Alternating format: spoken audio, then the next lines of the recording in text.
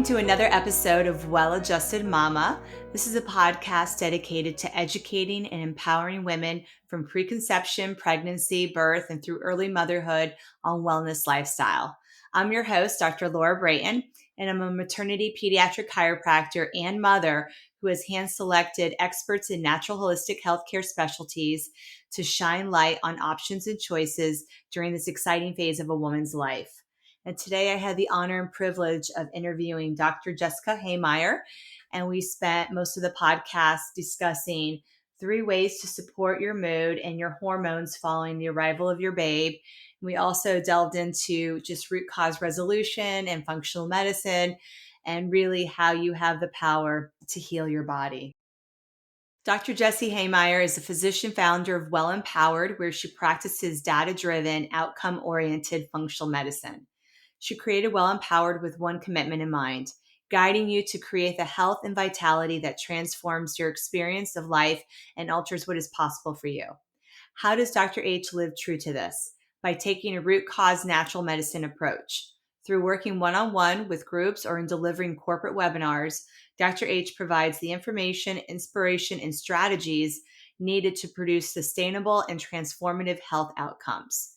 Dr. H earned her Master of Science in Human Nutrition and Functional Medicine from the University of Western States, her Doctorate of Chiropractic from National University of Health Sciences, and a Bachelor of Arts from UCLA. She is an IFM certified practitioner, a licensed dietitian nutritionist, and a certified nutrition specialist. In her spare time, you will find Dr. H with her husband, Chris, doing yoga, hiking, strength training, traveling, or preparing a beautiful, healthy meal for loved ones. Hi, Dr. Hehmeyer. Welcome to the show. I'm very excited to have you on today. Thank you so much. It's such a pleasure to be with you today. So this is always fun to talk to a colleague, a fellow chiropractor who also is very interested in nutrition, functional medicine, and supporting women's health. And you've made now your entire career functional medicine. That is correct. That is correct. So yes, we both share the fabulous foundation of chiropractic education. And when I went to chiropractic school, I had every intention of living in the physical medicine realm. But somewhere in the middle, I had an aha moment, right? That I could shape shift the trajectory of that degree and emphasize more the natural internal medicine aspect of our training. And then on top of that, went on to get my Master's of Science in Nutrition and Functional Medicine. So ever since my license arrived in my hands, I have been living in this functional medicine world. And what's cool about that is you can live anywhere. You're not dependent on a brick and mortar space, which definitely was an issue for a lot of hands-on healers at the beginning of the pandemic, right? You can help people virtually and have freedom to live where you want and lower overhead too. Yeah, absolutely. Although I will say out of the gate, none of that was on my radar when I made that choice. Like absolutely, it has been proven to be a side benefit. But like hands-on healers, I too was in the office until March 2020. I had a few weeks of practicing working remotely. But it really was, I was pretty much in the same boat as everyone else. It was a learning curve. It was a learning curve. Now, of course, there is the advantage that, when I work with people, the interventions I use for me, the role that I play don't involve, physical touch. Now I will frequently refer the people who I work with to others, but yeah, that's not an aspect of it. Mm-hmm. Yeah. So that's what I think, what I love about the philosophy of chiropractic is we're really interested in root cause resolution, and there's multiple ways to help support that. And so the avenue you've taken is really helping people discover what's causing their symptoms and addressing it through diet and supplements, referrals for hands-on, practitioners, other holistic therapies, like helping them shape a plan that's individualized and custom for their body. And I also, from what I was reading on your website, you're really also addressing the psychology behind how they got to this state of sickness, right? Because we know that there's belief systems that also created that. And if you want to get out of it, you have to live a different life and a different belief system, or you're just going to keep creating illness and sickness. Very well said. Absolutely. Very well said. And, we all were kind of, born into and inherited a way of relating to our health and a way of relating to, when things happen that require attention. There are aspects of it. I'm a big believer in don't throw the baby out with the bathwater, but there are big pieces of it that just simply put aren't serving people, right? The way people relate to their body, the way people relate to, food. And of course, the old paradigm that really looks at healthcare as more of like an authoritarian dynamic, right? Someone does something to you rather than a collaborative partnership that together, creates the healing path forward. That's so true. And when people are essentially going to their doctor and saying, fix me, they're giving their power away. And they're really not also taking responsibility for how they got there in the first place, right? And that goes back to lifestyle. So I even say to people when they come in, for chiropractic care, I'm only spending a very small amount of time with you, helping to support your body in its healing. And everything else you do outside of my office is also impacting your body's ability to heal, either positively or negatively. So, it's all about educating people so they understand how they can do better and support the innate intelligence of the body. Absolutely. Absolutely. Yeah. And, there is, speaking again about the paradigm people are born into, right? There, it's a bit of like learned helplessness, right? And so just like you're sharing how you interact with your patients, right? Allowing them to see, no, really, you have so much power. You have so much power and say about how your health goes and therefore how your life goes, right? Because to me, it really lives like like a truth, like gravity that, our health and vitality is foundational to living the life we intend. Right. And so just taking that perspective and stepping into a new journey that honors that truth and seeks to engage in what does it look like for me to be healthy and what resources and support and information will be required for me based on where I am at this point in my journey to progress.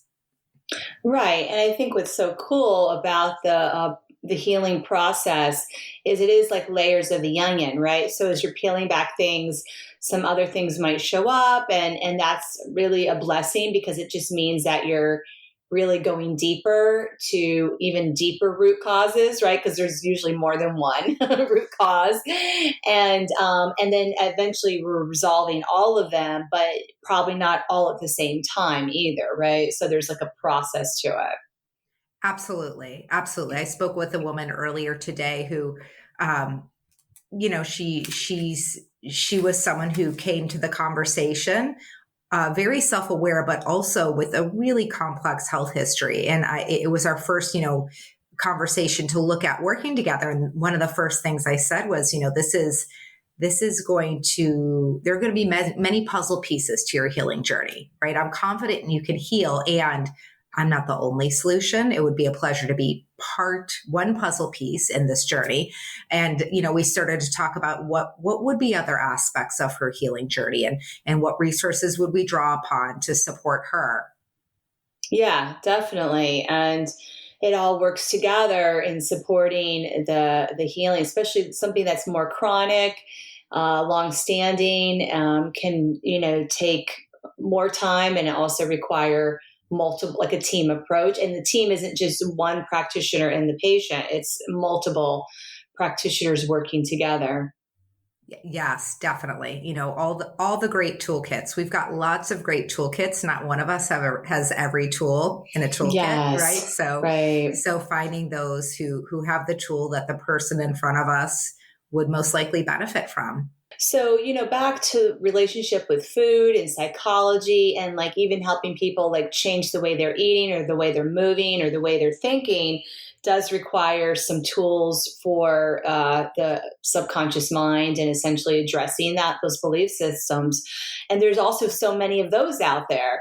And what I love is I find that certain people or personalities resonate with certain psychological tools. And I'm not talking about meds, and I'm not even really always talking about talk therapy, but like an EFT or a Psych K, some of these types of things. We recently brought Brain Tap into our office. These types of tools are very empowering for essentially addressing limiting beliefs and old subconscious patterns from early childhood and then changing those, right? Like, oh, my whole family ate this way, right? And so that's why I eat this way. And recognizing, well, how do I change? How do I do different? Like, it can be overwhelming for somebody. So how do you help them find what tools are best for them? Definitely, it part of the journey is getting to know someone and trying things out, right? So, to begin with, to even define what that journey is, one of the exercises I engage with people on is what I call creating your vision of vitality. And said another way, it's a process of getting very clear on your intention for your health in your life. So very, very fundamentally, what does it mean for you to thrive? What does vitality and health feel like for you? What's it like to walk around in this world, in this future, with your health as you desire and intend it occur, right? And really getting people engaged in that looking and that creation.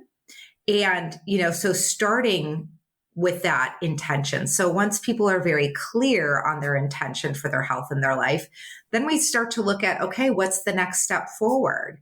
Right. So, when I work with people, I do provide them with, I call them fulfillment exercises, but it's a variety of, we could call it homework.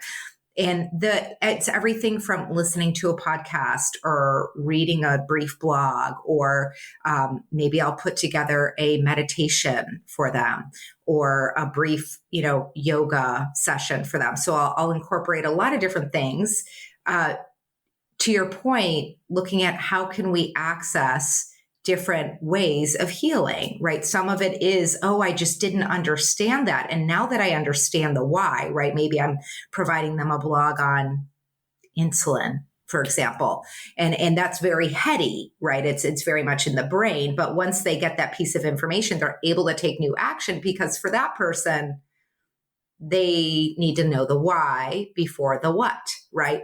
And then for someone else, maybe it is something that is more gathering insights, right? I am I have three brothers, and we joke that we were raised brunch. My dad was raised Jewish. My mom was raised Catholic, and we were raised brunch.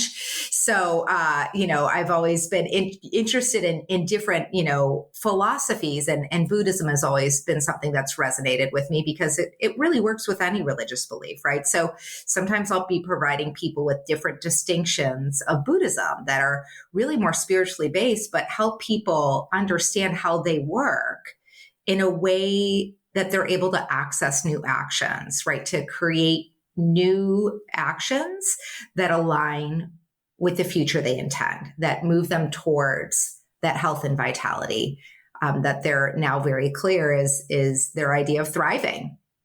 Yeah, that is beautiful, because we're creatures of habit, and we do kind of go through our motions day in and day out, sometimes without really being conscious of what we're eating and how we're moving and even the thought process in our mind. And so I think it's beautiful that people are really sitting down and taking time to look at, what am I doing? Because what you're doing is how you got there in the first place, right? Even Einstein said, like, if you want something different, you got to do it different. You can't just do the same thing over and over again and expect different results. Yes, only new actions produce new outcomes, right? And so it's so simple, and yet I think each of us has our own areas where that connection comes more naturally than others, right? Some people they knock it out of the ballpark with their career when they're 22 years old and they just hit the ground running. And others, it takes longer to find their stride. Some people, it's like that in relationships, right? And others, it's like that in finance, and others, it's like that in health. So knowing that, our ability to really like get, and by get, I mean live that truth that only new actions produce new outcomes, you probably already get that, so to speak, in a different area of your life, right? Which is great. Right. So now we just need to borrow that wisdom and apply it to this area of your life. Yeah, that's beautiful. So today I wanted to really speak to the new mamas out there who recently gave birth and are really looking for ways to heal and recover after the pregnancy and birth process. So I'm excited to hear what you have to share about ways that a postpartum woman specifically can help support her mood with the baby blues or postpartum depression, anxiety, which are very, very common. And that connection with their hormones and the hormonal changes that have obviously been occurring over the past few months prior and even at that point.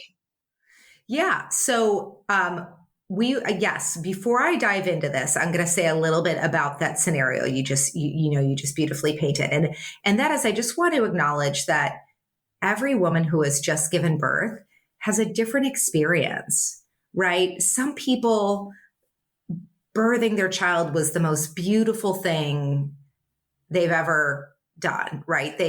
Some women, they sneeze their babies out. One of my sister-in-laws, 3 nieces, I swear to God, she sneezed them all out. It's unbelievable. And she's like the size of a peanut, right? And then for other women, that is so far from the truth. Like just hearing that story makes them cry because it was so far from their truth, right? So I just want to acknowledge that every woman out there, totally fine whatever your experience was with having a child. And I invite you to really honor your truth, whatever that truth may be. And I do believe for some women who are, struggling on the other side of having a child, honoring that truth and, resisting the urge to put on a happy face about it if that's not your truth. There's something about that, like really just owning your truth and not as a way to, like stick your feet in cement and not move forward, but as a way to move through it. And so just knowing process the pain, right? Exactly. Process the pain. Right. So there are a lot of different ways that can be done. And again, for many, many women listening, that won't be their truth. And that's okay too. But looking at, how do we support hormones and how do we support energy after giving birth to a child? There are a few foundational aspects that I'd point to. For anyone who I'm working with, I'm always going to want to get labs because then I can be more targeted. But there are common, recurring aspects that we can act on that will support mood, that should support mood over time. So one of them is simply put, making sure your B vitamins are plentiful.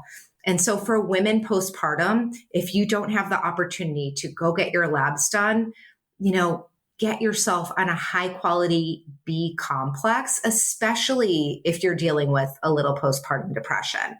And by high quality B complex, there are many great options out there. A few guidelines I'll give you to be able to assess, is this a quality B complex? One is you want to look at your B12. And you want to make sure it's the methylated version. So methylcobalamin for B12, we like that. For folic acid, we want it to say folate. We don't want folic acid. We want methyl tetrahydrofolate, right? Long word, but just remember the methyl part. You'll get that, right? So those aren't the only things I might look for in a quality B complex, but that's a really good place to start. Yeah, I feel like if the complex has the 2 methyls, then you're good. Absolutely. Right. We could get nitpicky, but that's a really, really good place to start. So because it's also rare, like you're not going to find that at your local CVS pharmacy. Correct. And even at, your Whole Foods or fancy schmancy health store, you don't want to take it for granted, right? They will oftentimes have other versions that you and I are So you have to read the label. Yeah. Exactly. So yes, that on top of your prenatal, that is one thing I definitely recommend. And you know what that's going to do, not only will that support the production of energy, aka ATP, it also supports the production of healthy neurotransmitters. It also supports detoxification processes, which, as you know, all of our hormones go through our detox pathways. Guess what's wackadoodle after giving birth? Your hormones, right? So making sure you have what you need to sufficiently effectively process those hormones, definitely going to be on your side. One thing I want to make sure women know, I sometimes I forget to say this, and then, people can get a little bit freaked out. Your urine will likely be bright yellow, like neon. Nothing is wrong, right? B vitamins are water soluble, so you will excrete excess in your urine, and that will make really bright colored urine. It's okay, right? So that's one thing is definitely replenishing those B vitamins to support your mood and your energy and your hormones. So even, sorry to interrupt, a high quality prenatal is not going to have enough of the B vitamins. Often not, and definitely for a woman who already is in a place of struggling, right? If someone is struggling, I would layer a B complex on top of it. So if someone wasn't, then I would probably just the prenatal. Exactly. And your prenatal needs to have that methylated folate and methylated cobalamin as well. That is correct. Exactly. That is correct. Yes. Mm-hmm. Mm-hmm. And then, the next thing that I would say for someone who's dealing with postpartum blues, postpartum depression, is making sure your omega-3s are really hearty. Again, this is something that can be tested in a blood test, but in the absence of that, hopefully you had some omegas in your supplement repertoire while pregnant. But in this case, right, if you're dealing with some mood, swings postpartum, then I would recommend doing a standalone omega-3.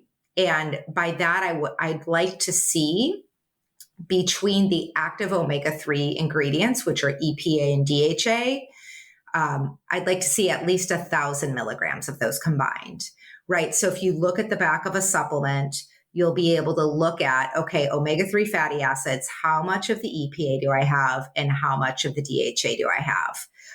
Nordic Naturals, great brand, certainly not the only great brand, but one great brand.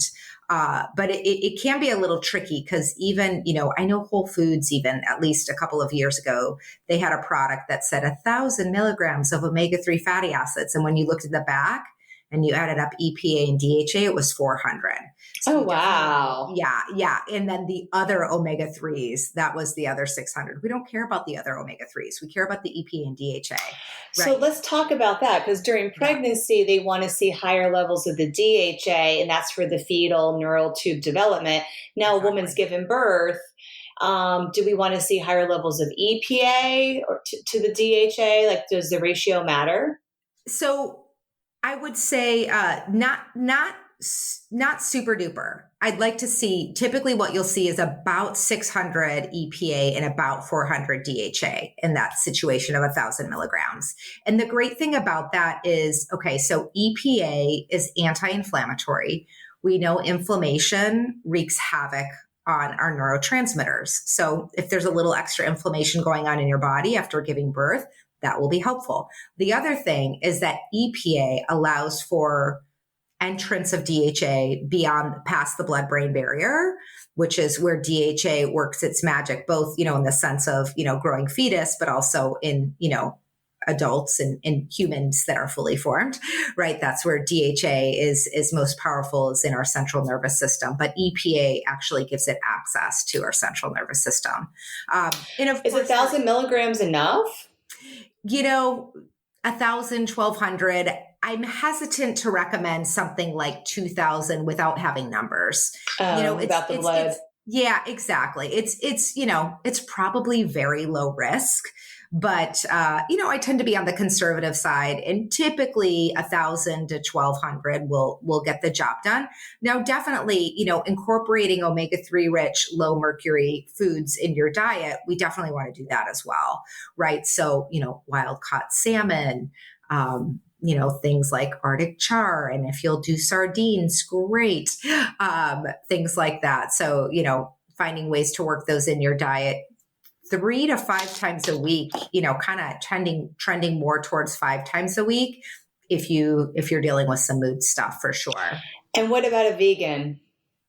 Yeah, I mean, the vegan's tricky, right? Because you can do it in supplement form, and I understand people are vegan for different reasons. In the vegan, you want to take that supplement and same thing, add up the EPA plus DHA and take enough so that you're getting at least 1,000 milligrams between the EPA and DHA. And That's from algae?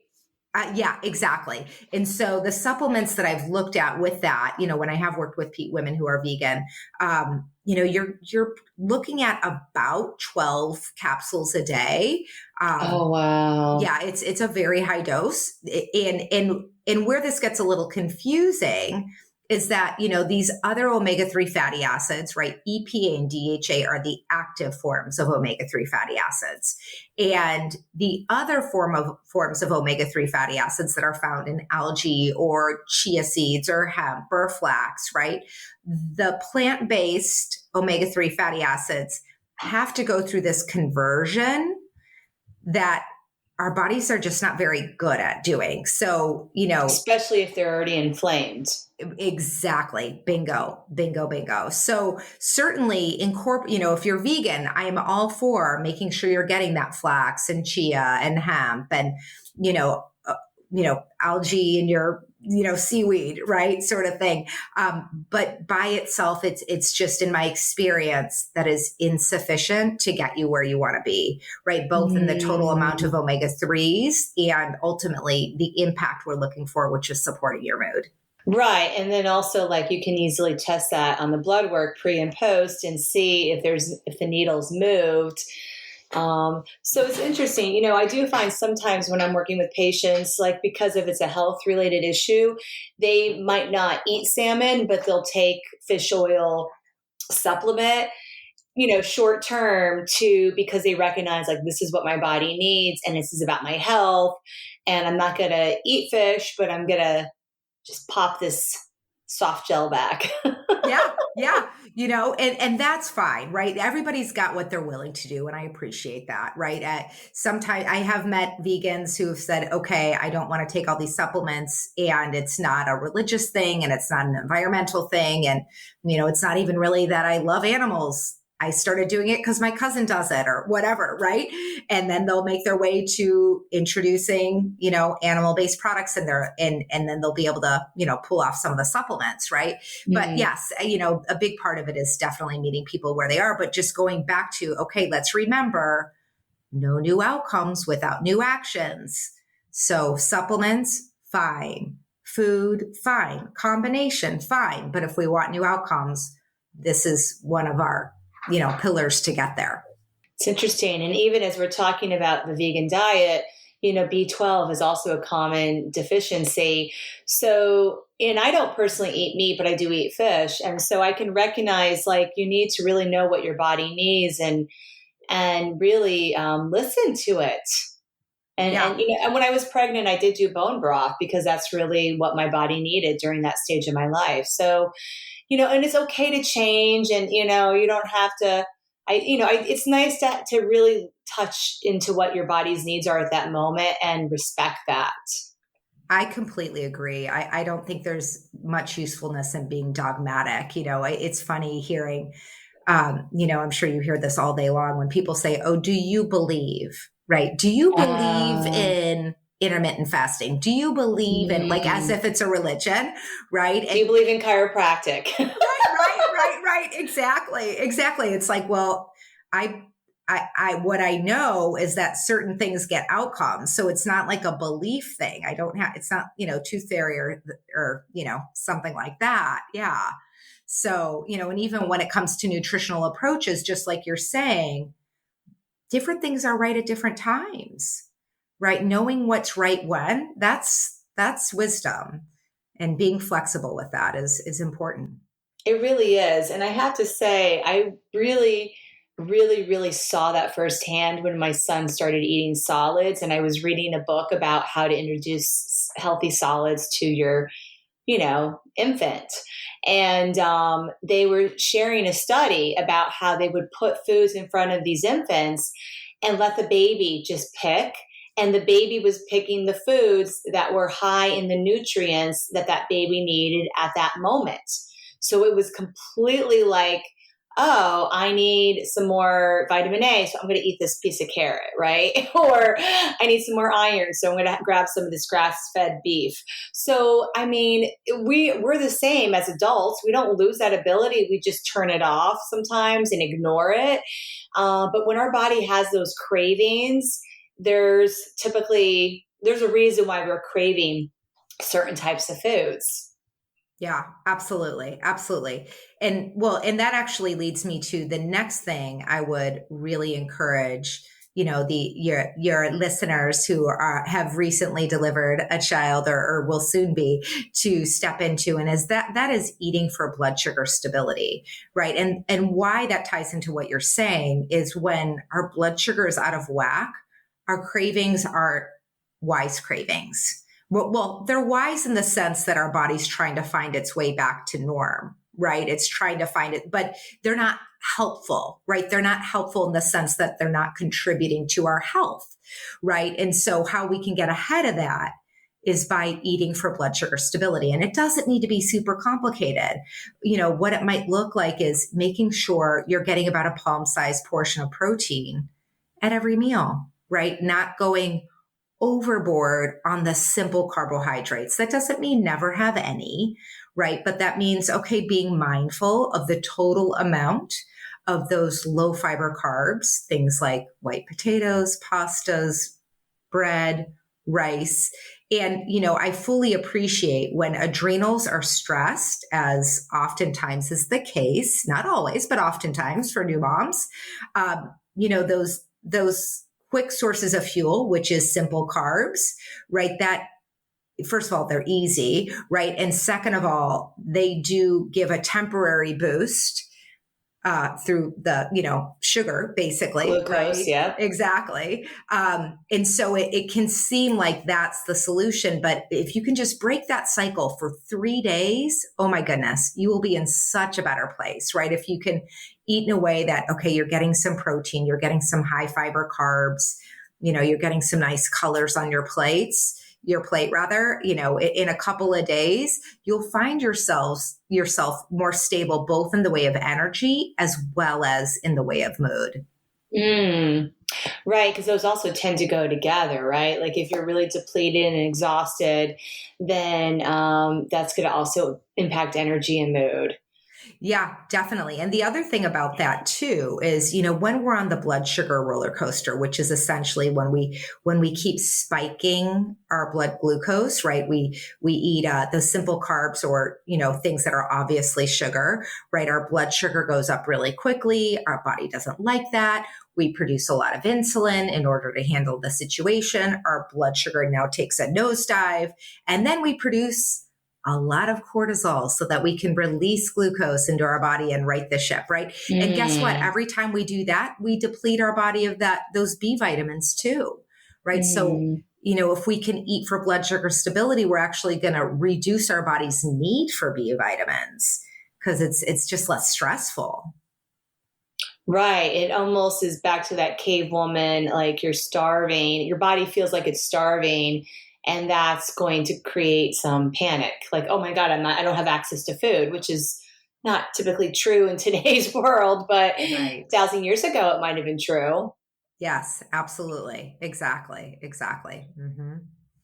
So let's talk a little bit about what foods are best for blood sugar stabilization. You mentioned the protein, high quality protein, and higher fiber foods. Do you want to go into maybe more specific what that meal looks like and also how often somebody should be eating? Yeah, definitely. So I would discourage, especially if it's something you've not done before, I would discourage any new mom to shy away from something like intermittent fasting, right? That for that moment, for most people, is going to create a stress that's just not useful on the body. Especially if she's breastfeeding. Especially if she's breastfeeding. Yeah. Absolutely. Absolutely. So unless you've been doing it for years and you're like, this just works and feels good for me. And even then I might be encouraging you to reconsider, especially if you're feeling a little more hormonal. Maybe this is a time to take a pause from that approach and you can revisit it in, 6 months or something like that. Right.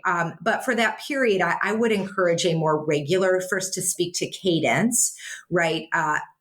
4 meals, 3 meals, 2 snacks, kind of every 3 to 4 hours, fueling your body in the way of what that might look like. In the morning, I would encourage something that's maybe a little bit more bent towards protein and fat. A couple of eggs with some avocado. But, if you need more calories than that, no problem. Throw in some, multi-grain toast. A lot of the people who I work with do benefit from keeping gluten to a minimum. So I'm not saying that's true for everyone, but if that is true for you, ensuring it's, a gluten-free option, great. But making sure you have that protein and healthy fat to go with it. A snack might be something as simple as knowing that you're probably juggling many things at once. Oatmeal that you just add water to, right? A high quality oatmeal, Purely Elizabeth, right? They have a few options that have a little extra protein added to it. Just add water, stir it up, you're ready to go.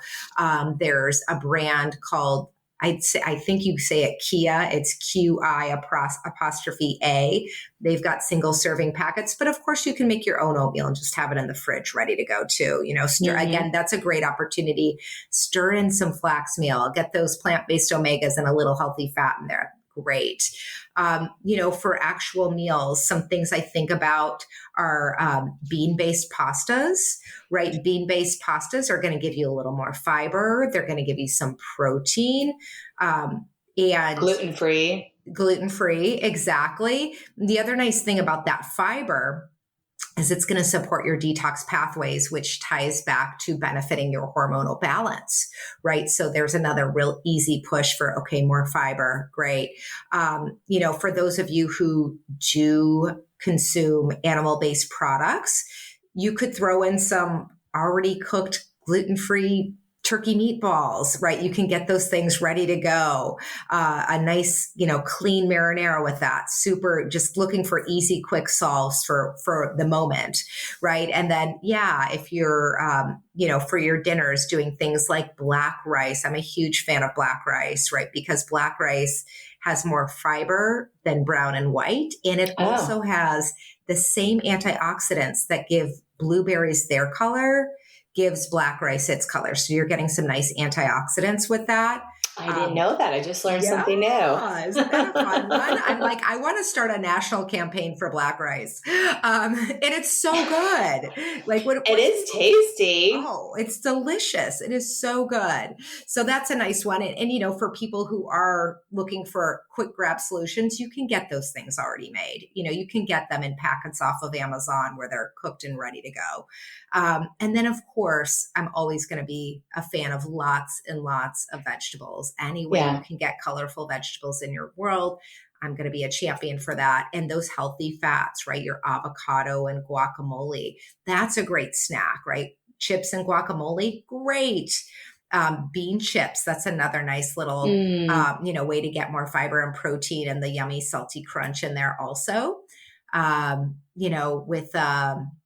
With proteins that are, I'm always trying to work with the reality of the person in front of me. And a lot of the people who I work with are super busy. So getting, wild caught canned salmon can be a nice solution for a quick and easy lunch with some of those other goodies. That's great. And it is, I think the other thing for success is a little bit of meal prep. So really also maybe on a Sunday, thinking what am I doing for the rest of the week, especially if it's at lunch in the middle of the workday, but even breakfast and dinner can be busy. Or if you're a new mom and you're still home with your child, you're not necessarily cooking a lot of meals and you also aren't going to run to the grocery store every day.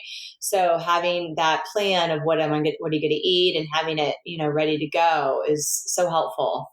Definitely. And when it comes to grocery shopping, I am such a fan of outsourcing that.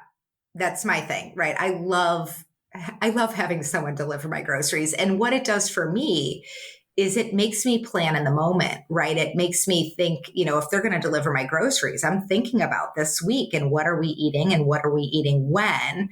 And so it becomes, two birds with one stone. I not only have my groceries in my house, but I've also planned in the process. So, that's just for me, that's worked really well. But also looking at the cadence of your life and what works well for your prep schedule, right? Some people absolutely adore the let's prep everything on Sunday.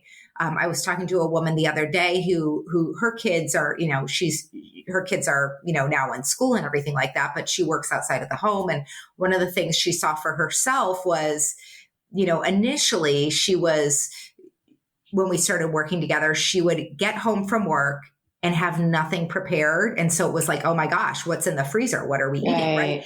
And then over time, she really saw that it wasn't going to work for her to food prep before dinner. Things just come up at work. You're running on, on the go. And so what she came up with was every night she food preps for the next day. And that really set her up for success. And she was also saying, she's like, and then I get home from work and I feel like the fairy godmother has been in my house when really it was just me the night before. Right? That's amazing. And even when your kids are older, you can have them help with food prep. That's right. Absolutely. Absolutely. Yes. Yes.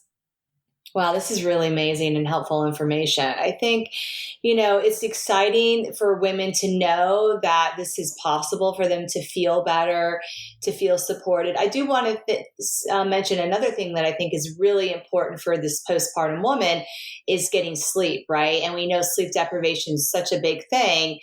But if you're getting support either from a partner or a postpartum doula or somebody you're bringing into your home, it's still going to give you a little more, even a couple of extra hours a night or day of sleep, in that 24-hour period, which is going to be essential for your mood and your hormones. Absolutely.